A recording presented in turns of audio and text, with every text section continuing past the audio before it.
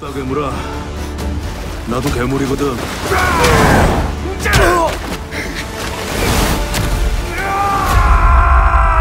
괴물 대 괴물, 결국 짱뜨냐? 인생의 희로애락이 싹 다 담겨있는 이 작품, 무빙 14, 15화의 짧고 강력한 예고편이 공개되었습니다.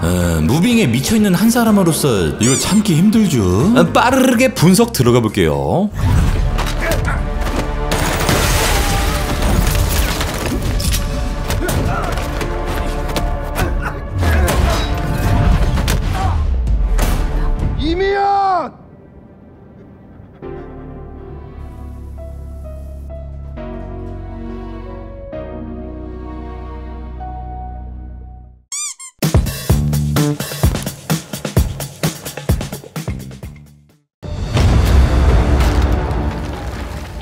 너 초능력자야?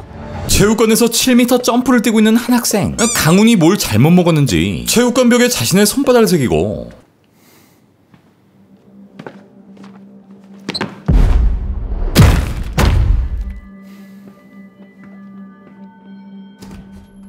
또 반기술을 뚝갑했던 바로 그날. 그니까 뭐하게 이 씨발아. 야이 씨발!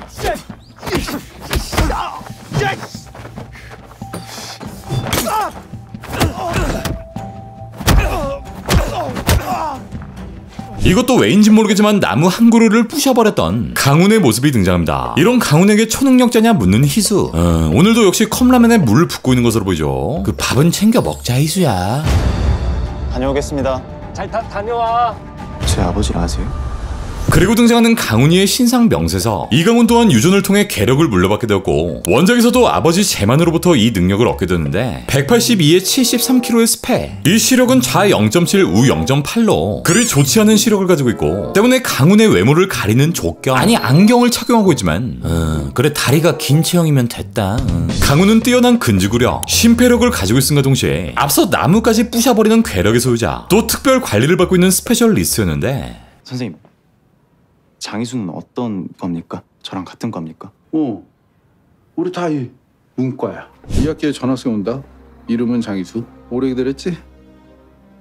가깝게 지내도 돼. 반면 아버지 제만의 경우 이렇게 관찰대상 부적격 판정을 받은 것으로 묘사됩니다. 원작에서 제만의 생년월일은 1964년 12월 2일. 이 드라마에선 나이를 한 살 정도 올려치게 했는데 일단 60년생인 장주원보다는 3살 더 어리고 70년생인 이미연보다는 7살 더 많은, 또 87년생인 우리 번개맨과는 23살 차이. 이게 23살 차이? 뭐 장주원의 경우에도 원작에선 64년 9월생, 하지만 이번 작품에선 60년 3월생으로 등장하고 또 이미연도 원작에선 66년 4월생, 이번 드라마에선 70년 11월생으로 등장하니 어느 정도 배우들의 나이차를 감안해 각색된 것이 아닐까 생각되고요. 우리 개도형 나이가 87년생이 돼버린 건 이렇게 지난 토크쇼를 통해 공개된 바 있습니다. 동안의 비결을 살짝만 알려주실 수 있으세요? 고등학생 역할을 당연히 다른 사람이 할 줄 알았어요.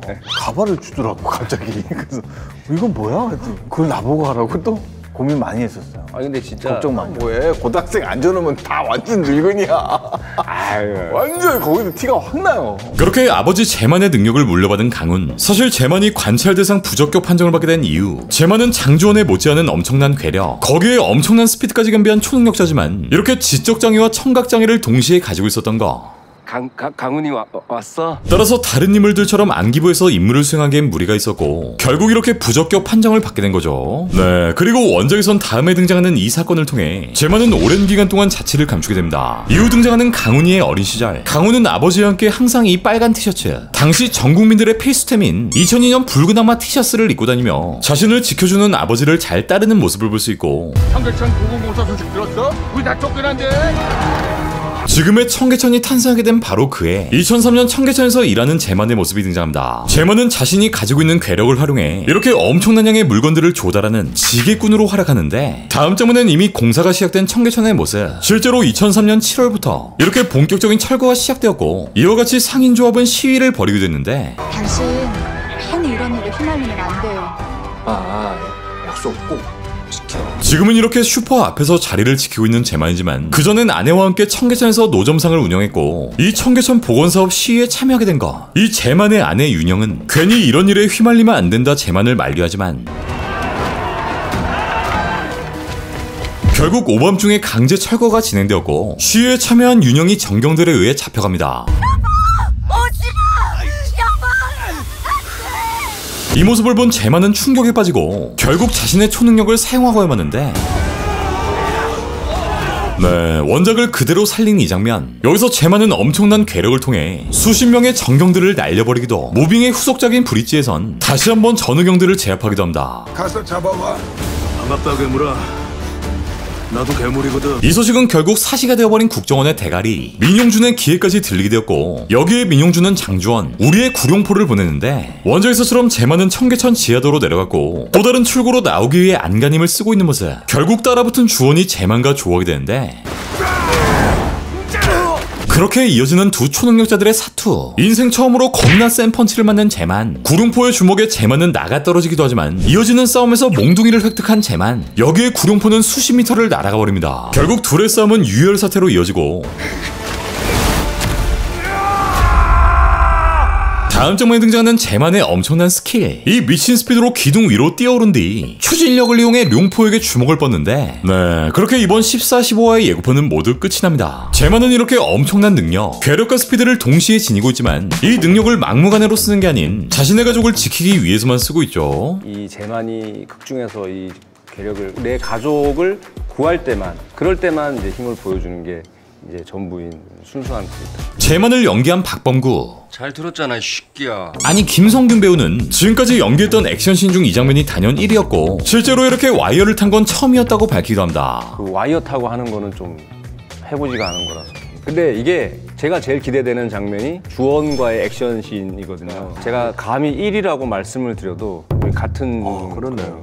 일단 앞선 현재와 과거의 시점들을 꾸준하게 보여줬던 전 에피소드처럼 이번 14, 15화는 제만의 과거, 제만이 어떤 능력을 갖고 있고 또 아들 강훈은 어떤 환경에서 자라왔는지 어린 강훈이 능력을 쓰는 첫 장면들을 보여주지 않을까 싶고, 아울러 원작의 명장면이었던 제만과 룡포의 수로 전투, 이 지려버리는 고증의 장면들을 정말 재미나게 보여주지 않을까 싶습니다. 이렇게 이번 14화부터 새롭게 등장하는 제만, 제 개인적으로 추후 에피소드에서 기대되는 매치는 이렇게 동일한 능력을 갖고 있는 두 명의 초능력자, 지난화에 첫 등장한 북한의 박찬일,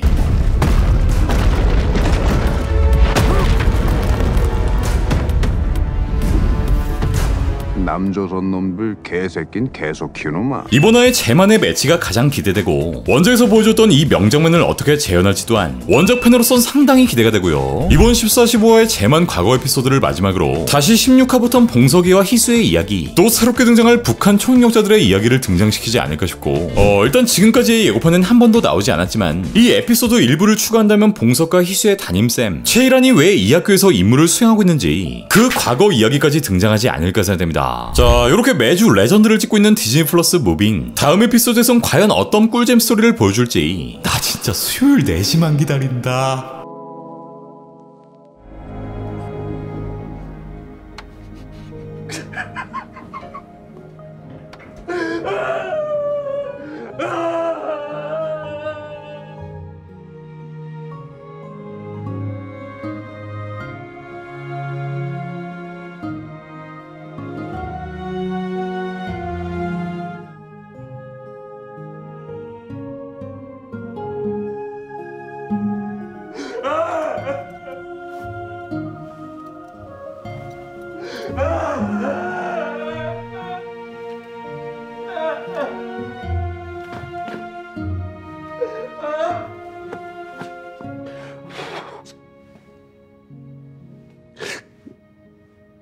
나왔어.